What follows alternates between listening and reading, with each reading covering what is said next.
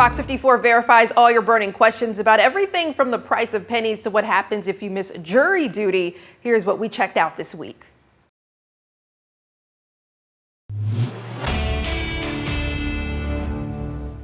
It's your Democratic duty, but still, the letter many of us dread getting in the mail, a summons to serve on a jury. While it is a pillar of democracy, it can also be an inconvenience. It means missing work, finding childcare, and long, oftentimes boring hours in government buildings. But what are the consequences for not going?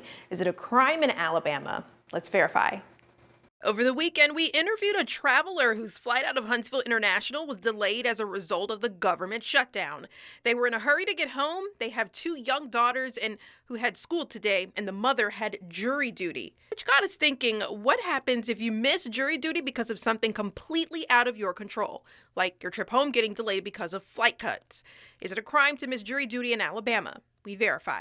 Our sources are LATIF and LATIF PC and alicourt.gov. According to LATIF and LATIF PC, a law firm based in Mobile, a jury summons is a legal requirement to appear in court. If you fail to appear in court, an order to show cause is issued by the judge, requiring the person to appear in court to explain why they shouldn't hold the person in contempt. If you are found in contempt of court, you can be fined up to $300 and serve up to 10 days in county jail. However, if you appear and offer a reasonable explanation for why you failed to appear in court, the judge may dismiss the charges. What if you can't serve jury duty because of a scheduling conflict? Can you be excused from duty entirely?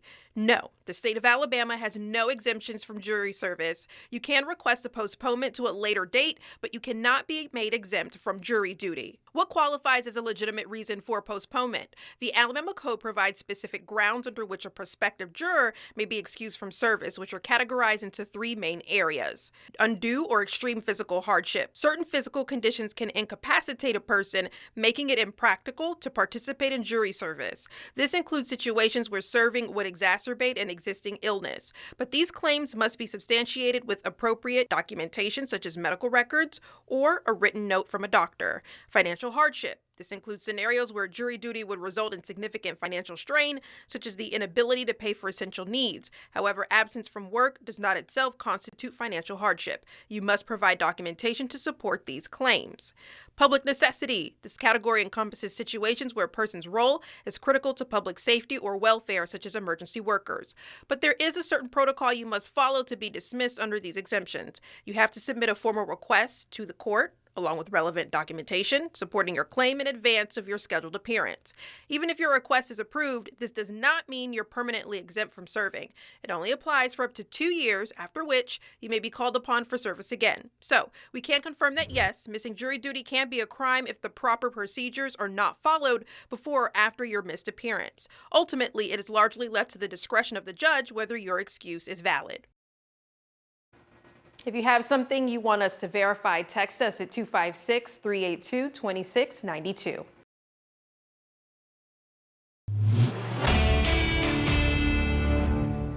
With the end of daylight saving time comes more hours of darkness, which can mean an increase in pedestrian collisions as drivers navigate rush hour in the dark. But when it comes to pedestrian right-of-way, what are the rules? Let's verify. Huntsville is no stranger to chaotic rush hour traffic or wayward pedestrians, but less daylight means more treacherous road crossings in the dark. On University Drive alone, Huntsville police tell us there have been 12 pedestrian collisions so far this year. But do pedestrians always have the right-of-way? Let's verify.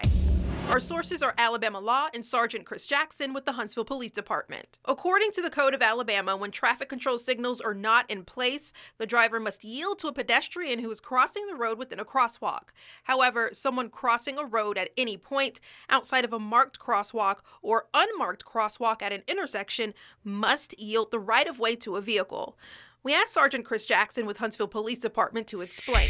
So in a shopping plaza, it is kind of an understanding that pedestrian would have the right of way in a parking lot, right? They need to get to a storefront.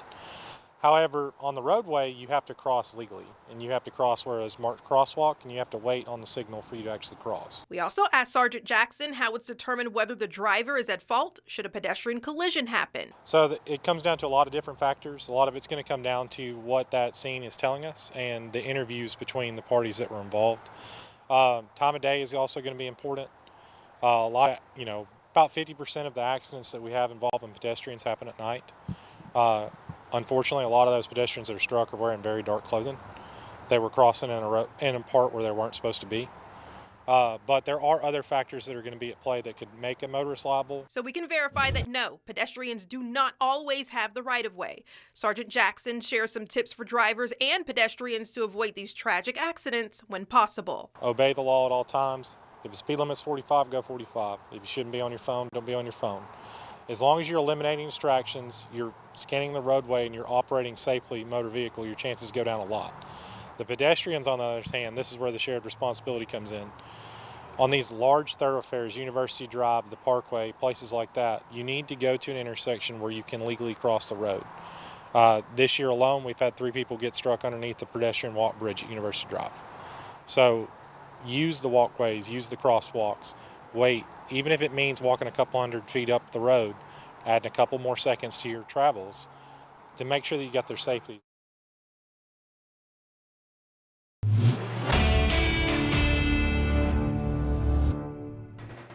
Fall is here and leaves are falling across the Tennessee Valley. While most people choose to take their fall leaves, some reports say leaving those leaves on the ground could actually serve a better purpose. So should you rake up the leaves or let them decompose to serve as a natural fertilizer?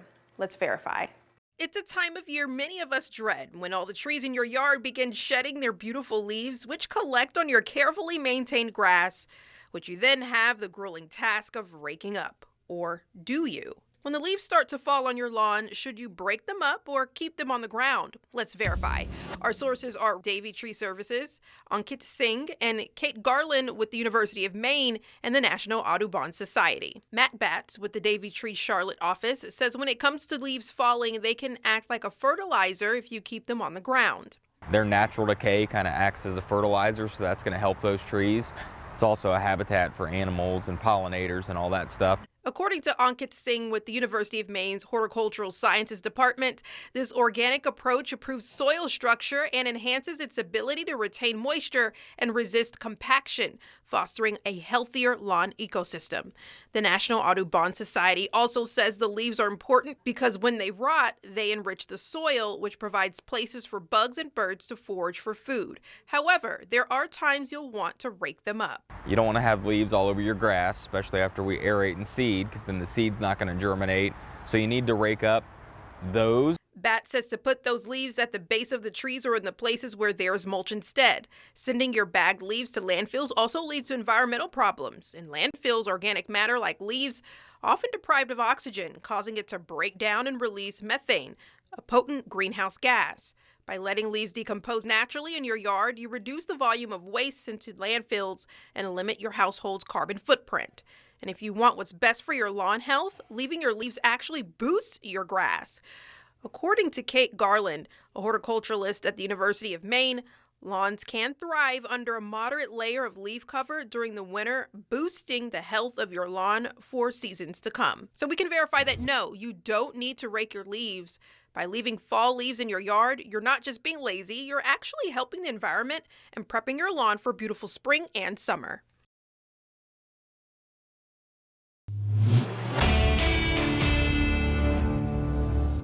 The end of an era. After more than 200 years in production, the penny is no more. It comes after the Trump administration claims the penny is just too costly to make.